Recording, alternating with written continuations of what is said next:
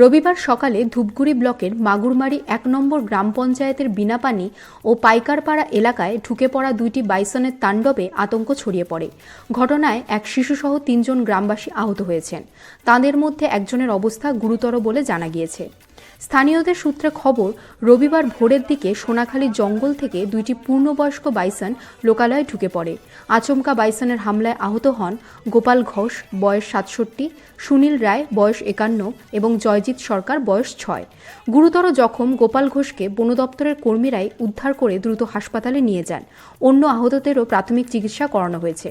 Bison দুটি লোকালয়ে ঢুকে পড়ায় এলাকায় ব্যাপক আতঙ্কের পরিবেশ তৈরি হয়। প্রাণভয়ে অনেকেই ঘরবাড়ি ছেড়ে নিরাপদ স্থানে আশ্রয় নেন। খবর পেয়ে দ্রুত ঘটনাস্থলে পৌঁছান বন দপ্তরের কর্মীরা।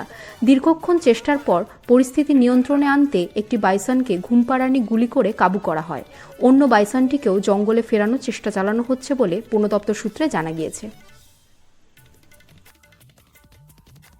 বাইসন কটি বাইসন বেরোচ্ছে? দুইটা বেরোচ্ছে। কখন আপনারা দেখতে পাচ্ছেন? আমরা তো মোটামুটি ঘন্টাখানেক আগে দেখতে পেলাম। কোথায় এটা ছিল? প্রথম কোথায় ওটা দেখা? ওদের কালীটার ওদিকে আচ্ছা, ক্যাটের ভেতরে কোনো আহত হয়েছে কি কেউ? আহত দুজন আছে, একটা বাচ্চা একটা বড়। কি নাম তাদের জানা গেছে? একজনের নাম সুনীল, হ্যাঁ, ছোট বাচ্চার নামটা জানা নেই। আচ্ছা, কোথায় মানে একই জায়গায় কি দুজন আহত নাকি আলাদা আলাদা? পাশাপাশি মোটামুটি 8 কিলোমিটার। দুইটি বাইসন কি দেখা যাচ্ছে? হ্যাঁ, দুইটি দেখা যাচ্ছে। বন দপ্তর পুলিশ আসছে। আসছে। কি নাম আপনার? মৃদুল রায়। এটা কোন এলাকা এটা ওই আইকাপাড়া। ছিল আপনার সাথে?